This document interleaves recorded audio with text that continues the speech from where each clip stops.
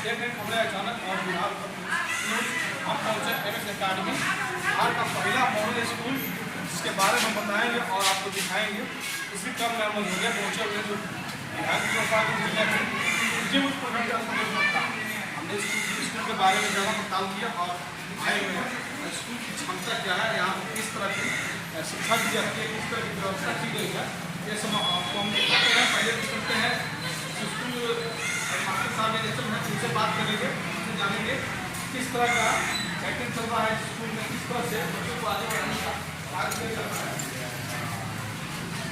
Sir अपने school के बारे में बताइए, और आपका स्कूल का हमने नाम बहुत सुना है, इसकी वजह से आए हैं। कौन सा आपने तरीका अपनाया है कि जो बच्चों को पढ़ा नहीं पड़ता है खुद पढ़ाते हैं? नमस्कार सर, मेरा नाम सतेंद्र सिसोदिया है और मैं एमएस अकेडमी का डायरेक्टर हूँ। जिस विद्यालय में जो प्रोसेसिंग चलता है उसका नाम है एकेडमी कोचिंग है, और यह एक संस्था है BA से जो उत्तराखंड से हमारे सर श्री राकेश भटनागर सर इसके। तो इसमें ये होता है कि जैसे बच्चे को सिलेबस हम स्कूल के टीचर करवा दें कि उनको सिलेबस करने के लायक बनाएं।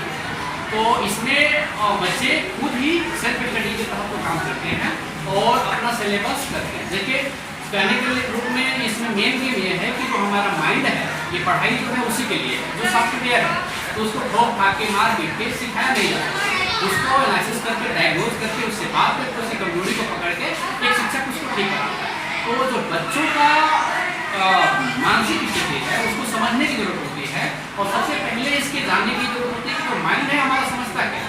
तो सभी स्कूलों में या जो भी हमारी पढ़ाई है वो हम शब्दों को याद करवाते हैं, वाक्य को याद कराते हैं और उत्तर याद करवाते हैं। तो वो चीज़ें इसमें यह है कि वो सही तरीका नहीं है। सही तरीका ये कि हमारा माइंड समझता है पिक्चर और हम उसको शब्दों के जाल में उलझाए होते हैं। तो जो पिक्चर का गेम है वो हमारे माइंड में रहती है, और बच्चों का जो चैप्टर बनाने का तरीका होता है इसमें इसके पहले की जो स्किल होती है वो स्किल होती है।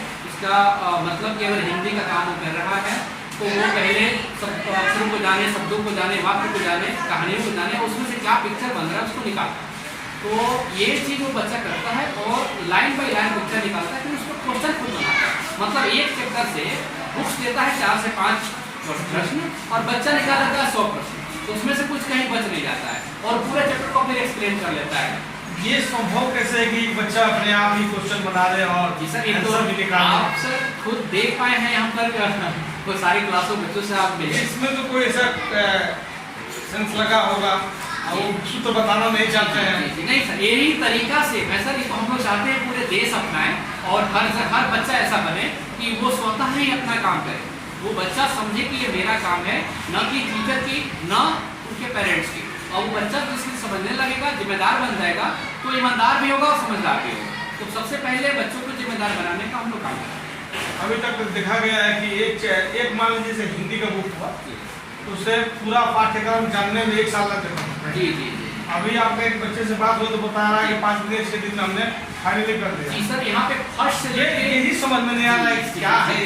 तो जैसे देखिए उसकी कार्य क्षमता जो है वो इतनी स्ट्रॉन्ग हो गई है, मजबूत हो गई है, उसके लिए काम इतना हल्का हो गया है कि वो सिलेबस के चक्कर में नहीं है।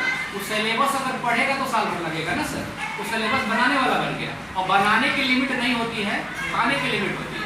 तो अगर हम रोज एक चैप्टर पढ़ा रहे हैं, आधा पढ़ा रहे हैं, तो खिला रहे हैं बच्चे को, और बनाना सिखा दिया गया तो लिमिट खत्म। जैसे उदाहरण के रूप में हम लोग देख लें कि घर में खाने वाले अगर हम 4 रोटी खाते हैं तो 10 रोटी नहीं खा पाएंगे, लेकिन घर में बनाने वाला 20 रोटी बना रहा है तो 50 ही बना देगा।